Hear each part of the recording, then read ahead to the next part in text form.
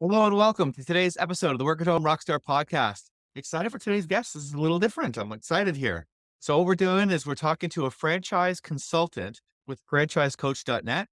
And what he does is he's helped hundreds of people change their lives through franchise business ownership. And he helps people to find the right franchise for them. So excited today to be talking to Adam Goldman. Hey, Adam, you ready to rock? I am, Tim. Let's rock. Awesome. So we always start off here on a good note. So tell me a story of success in your business that we can be inspired by. So, look, what really excites me about my business is just kind of getting people. I see myself as being like the eHarmony or Match.com of my industry Mm. whenever I make a successful match. So, just really excited. One of my candidates, they actually decided to invest in 3 salon suites, and they've opened their third one now as of last week. So, there's someone that were in corporate America before, husband and wife. He's a VP at a Fortune 500 company, and the wife was just kind of at home doing voiceovers, right? And so they found this amazing business where they can rent out space to salon professionals, work from home, because once it's leased, there's no one there at all. And so now they're on their third one, which is very, very exciting. They just opened last week. Sounds like a lot of work, isn't it? No, no, believe it or not, Tim. I mean, that's the great thing about buying the right franchise business. One, you decide to invest, but if it's the right sort of business, and when you're buying a franchise, you're buying a system, right? And you're buying a brand. If the band, right? If the system is awesome, then you really don't have to do much work, right? Meaning I'm not saying they do everything for you, Yeah. but you buy this brand, and the next thing you know, they tell you, okay, this is how you can go ahead and put together this salon suite. This is how you find these tenants. And what happens is it frankly becomes mailbox money where they pay you on every 2 weeks, not every month, the salon professions.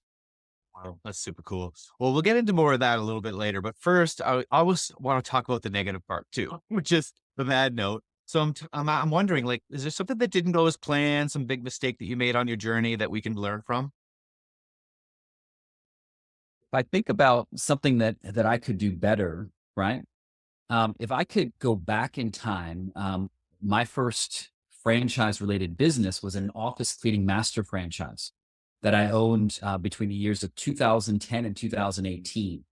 If I could do it all over again, I probably would have done a much better job of hiring someone to do operations for me. And the reason why is that was not a strength of mine.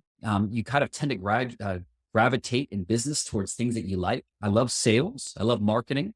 I don't like operations as much. And I probably would have been more diligent about figuring out, number one, the right hire for that position. But number two, just kind of keeping them accountable and really finding these different metrics for that person to make sure that they did their job properly, as opposed to not having enough oversight. Yeah. Yeah. Well, and I hear that all the time is that when people start their own business, um, it's very difficult to be good at everything. I don't know if anybody really is. And there certain areas that you sort of, like you say, you've got a gift zone. But when you start your own business, especially from home, a small business and all that stuff, you do have to wear a bunch of hats at the same time. And so, it can be overwhelming and you can make some mistakes in those areas, right? So it's not surprising that one of your bad notes is, basically just kind of like trying to do things that you're not necessarily suited for, right? Absolutely. And look, in the book, The E Myth by Gerber, he talks about how one of the challenges of being your own band, right, is that you got to do everything. Whereas in my world, if it's a good franchise brand, right, then you have the right systems in place and you're able to kind of make sure that you're doing the right use of your time, doing the Yeah. right things. Yeah. And you get to learn from the mistakes of others and the successes of Yep, others too. You sort of do what's working, right? absolutely. So let's talk a little bit about the band. So now, actually, in your business, who do you have around you? I mean, it's pretty interesting, right? It's kind of just me, right? So it's a one person job business, although I do have teammates, right? And they're also working from home. And many of them are working overseas from home, right? So it's interesting to kind of create a culture for where everyone's working at home in many different places. We actually even have someone in charge of culture of our company, and we actually get together in person every once in a while. I've never actually met the rest of my team in person, which is kind of crazy, but it's hard to go overseas and to visit with them. Okay, well, when I think about a franchise, I think about like a probably fast food, but lots of other franchises that are like more brick and mortar franchises. Are you saying that there's possibilities to have franchises where you can work from home? Absolutely. Absolutely. So just let's kind of separate this, Tim. So my business now is I'm a recruiter, meaning I'm connecting potential franchisees, right, with different franchises that would be the best fit for them. Right. So that's Okay. my business now. And in my business, I'm a sales and marketing arm, right, trying to find these candidates, a matchmaker or coach. Um, what I found inside the franchising world for my candidates that I help place in franchising, there are many opportunities where you can actually work from home and have a home-based office. Really? Okay. Yes. And so I guess that would just depend on the personality of the person because I bet you there's a lot of people that still do want the brick and mortar, not necessarily a home office franchise, right? So it's interesting you should mention that, Tim, because if we were talking before the pandemic, right, I'd say 80% of my placements are traditional brick and mortar retail. Maybe it Yeah. was fitness or some sort of a restaurant. Now that's switched. It's been about 80% non brick and mortar placements. And I'm talking about things where you could potentially run from your house. If you have a service business, maybe you're helping people with blinds. You don't need to actually have an actual storefront for a business like that. That's a I think that one of the things that the lockdowns did is it helped us to see, the power of working from home. Yeah, I mean, I've been working from home for what, 15 years and I would never go back, right? But it's one of those things where if I know that there's a lot of companies, especially before the lockdowns, that just didn't even allow their employees to work from home. Like it was just one of those things where it was like, no, I need to see you in the office in order for you to be productive. And now when they got this little test run, you find that not everybody, some people probably still do need to be in an office, but it turns out that you can be quite productive from home, right? Absolutely. Tim, if I would say this, the number one motivation for people to invest in a franchise is freedom. And I'm not Mm, saying, oh my gosh, I don't want to work, but people want to work on their own terms. And they got that during COVID. And yeah. once that COVID went away, they still wanted that freedom to work when they want. Yeah, that's awesome. Which is great for everybody, right? you know, Absolutely. Is I mean, one of the things about it, I remember I used to think about this is that uh, there are certain people that are really well suited for self employment for entrepreneurship, right? And then there are some people that are not really well suited for it, and that's okay. We need both. But I found that there's a lot of people that are suited for entrepreneurship that were sitting in jobs, taking those jobs from people who really would need those jobs. Whereas now, it seems as though a lot of people are now starting to realize that, oh, maybe I should be going into this area. And it's a win-win for everybody. Now the people who should be in those jobs can get those jobs. And the people that should have their own business can have their own business and employ those people. Absolutely. Look, Tim, I think there are different types of entrepreneurs as well, right? So there are people that that are entrepreneurs by buying businesses. We call it Mhm, entrepreneurship through acquisition. There mhm. are people that start businesses on their own, and that can work out well, right? But like you said, you got to be a one-man band for that. Then there are people that kind of decide to become franchisees. And for the right person that sees the value in a system where they're actually avoiding making these mistakes that are very costly in the right system, that's a really, really good option for the right person. Yeah. Yeah. Yeah. There's people that really enjoy starting business, but not necessarily running them once they're started. Right. Yep. It's one of those things where if you like that kind of like turnover, then it's exciting to get something started and then, okay, hand it over to somebody else. And that's when someone can buy something, right? Absolutely. It's awesome. So now let's talk a little bit about getting fans to your business. And I mean, this can probably take a lot of different directions for you because you can talk about your own business and how you get people to follow you. You can talk about businesses and franchises, but I'll leave the floor to you and let maybe whatever would be the most beneficial to someone who's listening. So what I would say is this, that anyone that is looking to get to do marketing, right? The first thing to ask yourself is is your strength? Because let's say that you're already in business. If you're already in business, right? Maybe there's a new approach. It's 2024. What worked 20 years ago might not be working now, right? I mean, 20 years ago, we used to make all these different cold calls. Now we have digital marketing, right? So I believe that digital marketing is really critical, right?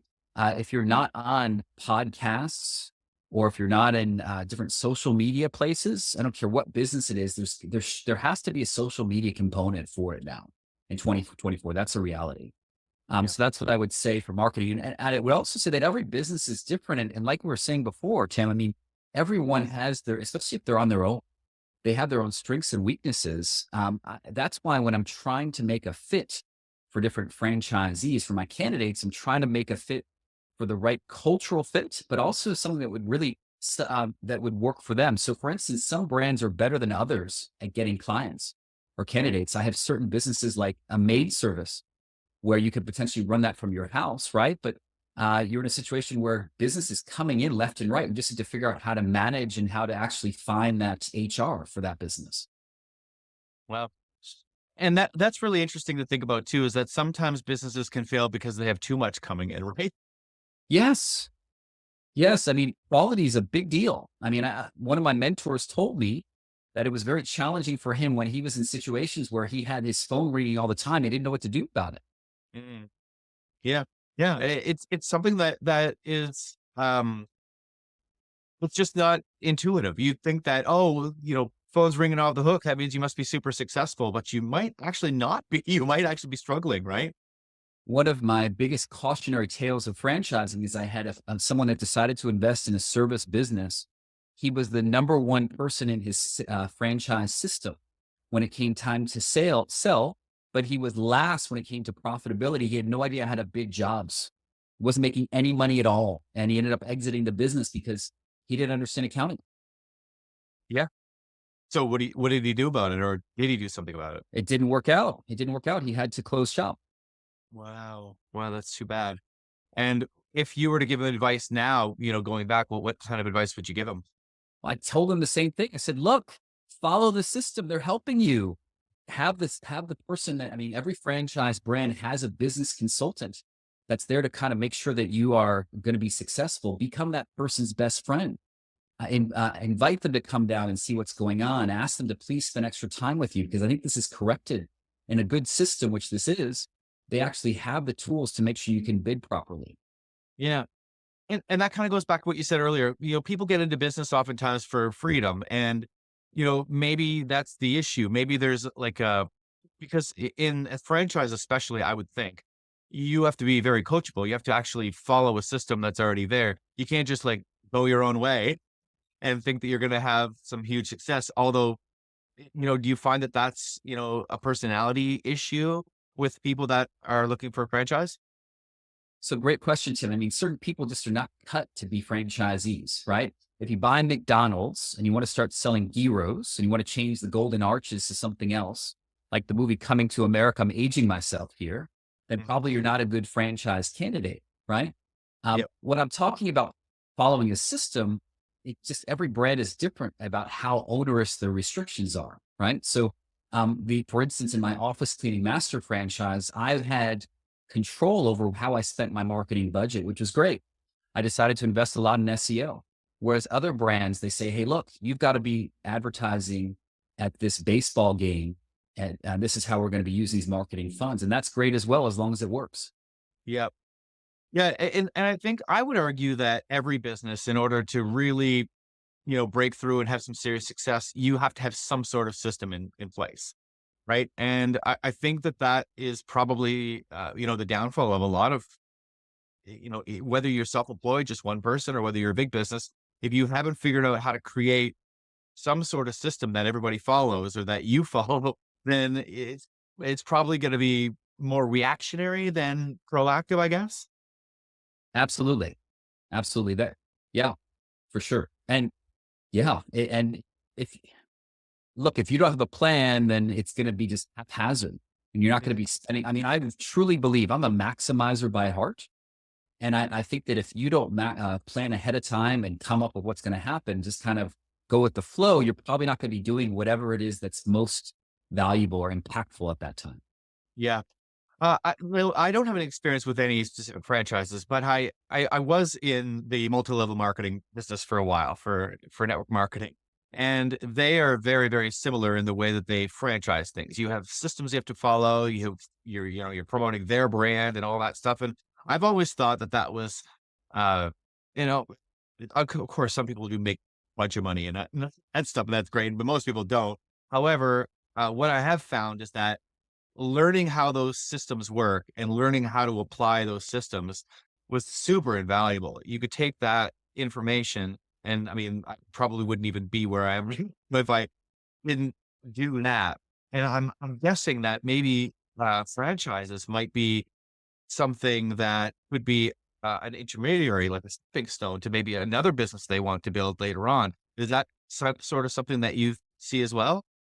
Absolutely. I mean, look, what I can tell you is that I went to get my MBA, right? But I learned more with actually having my own business that was franchised, right? That was like Yeah, real world experience. I'm a Montessori learner.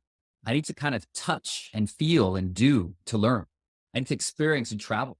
And for the right person, this doesn't have to be the last business you have. This can just kind of be a situation where this is a way to get your feet wet. My analogy, Tim, is this is kind of like riding a bike or becoming an entrepreneur with training wheels. yeah, yeah. Yeah, it's like a hands-on course where you're learning how to run a business and you're learning it from somebody who's actually successfully not only built the business, but now they've actually created systems that are teachable to other people as well, which means like you're really getting like a master class in running a business that you can now either just run with, right? Like you say, and open multiple franchises, like your client that you were talking about earlier, or you could probably take that information and start your own business and start your own system and maybe even create your own franchise. Absolutely. Although creating your own franchise is a separate issue, very expensive to become a franchisor, right?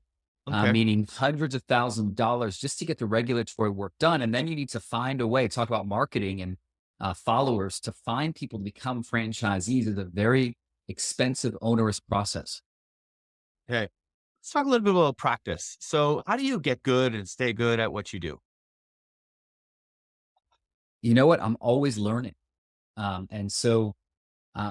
blessed to have mentors in my industry, right? I'm also blessed to have like training regimens about new things, like education about things, about thinking. And just also, I would say, with my business of trying to find people, the market's always changing, right? So it's just hard to find people, right? That are interested in franchise businesses. So being open and kind of trying out new avenues, right? To find potential franchisees is just, it's an interesting, intellectually challenging thing, but I'm always open to learn. Yeah. What I would say also, Tim, is that I think that my business really made a big jump when I decided every week. I actually go ahead. This is one thing that I do every Monday morning. Is 3 hours of really high level strategic time where my phone is kind of blocked off. I don't have anything else. Everything's blocked on my calendar, and I'm able to really focus on tasks that are a little bit more high level, but really require my attention. Wow. Wow. 3 hours. That's a big slot too, right? But it's such an important part. It kind of sets the tone for the week, just to kind of really be there and maybe even visit with my team as well, but really tackle these big problems, right? Because at the end of the day, if I don't have any candidates that are interested in franchise businesses, I'm not successful in my mission of really making these great connections. Wow. So what do you think would be a big myth, I guess, that people would think about franchises that is just not true? The biggest myth is that people think that you need to be a gazillionaire to buy one. I realize that McDonald's is over $1 million to get into, right? Mhm. Let's talk about franchises. There are brick and mortar retail. That's McDonald's on the high end at $1 million. On the lower end, there are businesses that are about $200,000 in that are brick and mortar retail. I have really, really good service companies, right?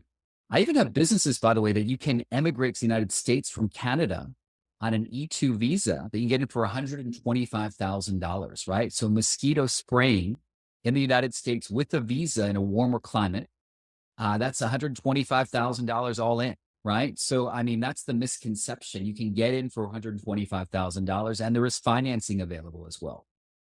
Well, financing available. What you mean? You can get a loan to buy a franchise? Absolutely. So in the United States, and I believe in Canada, we have the Small Business Administration.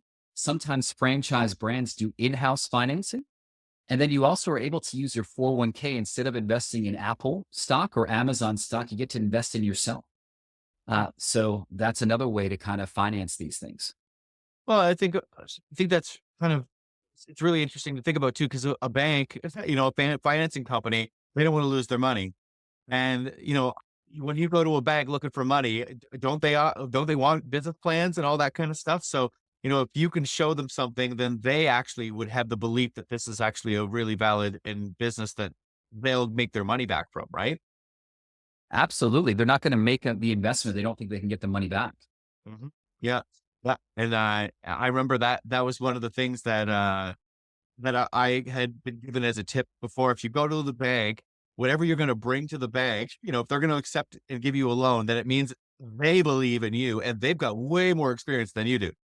So if they're Absolutely. saying You yes, want them. then That's right. The golden rule is that if you have the gold, then you rule. yep, absolutely. Right on. So awesome. So now tell me what's exciting in your business right now. It's time for your guest solo. So what I would say is most exciting about my business right now is that there are just all these really my business thrives when there's this uncertainty that's going on. And I feel like there's uncertainty right now in the United States, right? Meaning people are just kind of, the election's coming up. They don't know what's going on or not. And I just feel like people are really gravitating towards different businesses that are really essential businesses that are recession resistant. The reason why the Federal Reserve lowered interest rates a couple weeks ago or lowers interest rates in general is when they lower them because there's just kind of challenges. If there's a recession, business cycles come and go, and so what happens in my industry is that when there is a business cycle that's not so good, and that happens every once in a while, people tend to gravitate towards tried and true recession resistant businesses, things that are need to have as opposed to nice to have, things like water restoration or home health care, right? There's a Yeah. silver tsunami that's not going anywhere. So what I would say is that's what I'm excited about, these tried and true businesses that just have that are not fads, that are going to be here in 5, 10, 15 years or 20 Wow. years. That's awesome. Yeah. I agree. I think that, well, the whole reason why I became self-employed in the first place is because my background's in IT. I used to be a programmer for a large telecommunications company that went bankrupt.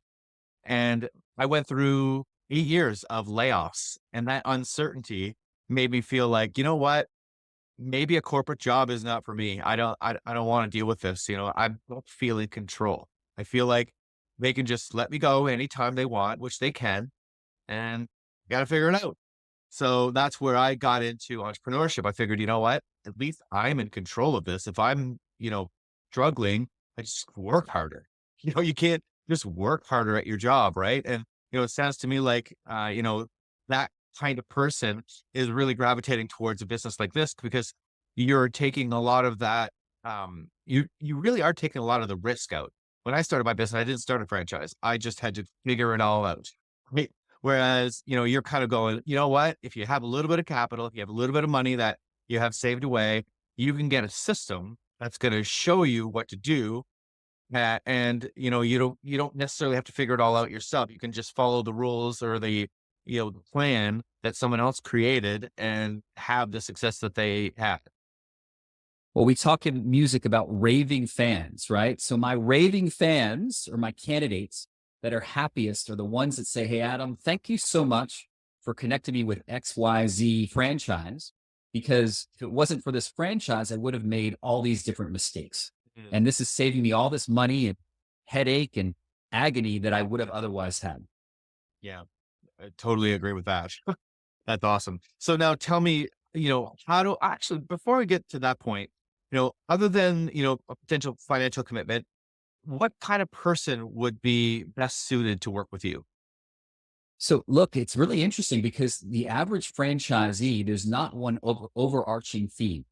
It's pretty much anyone that is a corporate refugee or anyone in corporate America that wants to exit or corporate Canada that wants to exit. right? So it could be anyone from the ages of 30 all the way up to 60 or 65. Many people, you mentioned layoffs, many people in their 40s, 50s, and they've been laid off but they're not ready to kind of call it quits. They're ready to keep Yeah. on going, right? So it's got to be someone that has some sort of business acumen, but there's so many different people so many different stages of their career. And look, some people decide, another misconception about franchising, Tim, is that people think you need to do it full time. Some people go ahead and have an exit plan from corporate America where they have this business on the side and they're able to run it with managers, or maybe the spouse runs the business and they're able to eventually exit their day job. So it's the kind of the best of both worlds.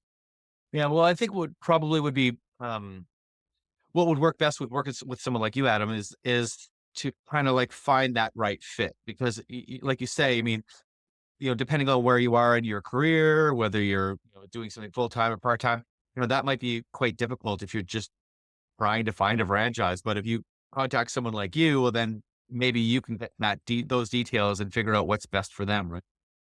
I promise my candidates that if I don't think that I can help them out, I'll let them know. Right. And I'm here for education. And I give people the top 3 brands, and it's a personalized service. Wow. Okay. So how do we find out more? So the way to find out more is if you're looking to find out more info in general, or to potentially book a free 15-minute chat to see if we're a good fit for each other, go to franchisecoach.net. It has information about the service that I provide. Also, you could, if you just want to book a time of 15 minutes, just go to franchiseadam.com to book that 15-minute chat. Awesome. So they can get a 15-minute chat for free and just find Yes, out if it's a fit. absolutely. And I promise to, again, Tim, that if anyone's not a fit, I promise to let them know. Wow. Awesome. So again, what was that? Oh, and actually, is there any way that they can find out more about you personally too, to find out if you're kind of someone they want to work with? On franchisecoach.net, it talks about myself, it talks about my experience, and that's a great place, great starting point to find out about me. Awesome. And maybe some other podcasts. Absolutely. Awesome. Right on. Thank you so much for rocking out with me today, Adam. This has been a lot of fun. Rock and roll, Tim. Good. And to the listeners, make sure you subscribe, rate, comment. We'll see you next time on the Work at Home Rockstar podcast, and go to workathomerockstar.com for more information.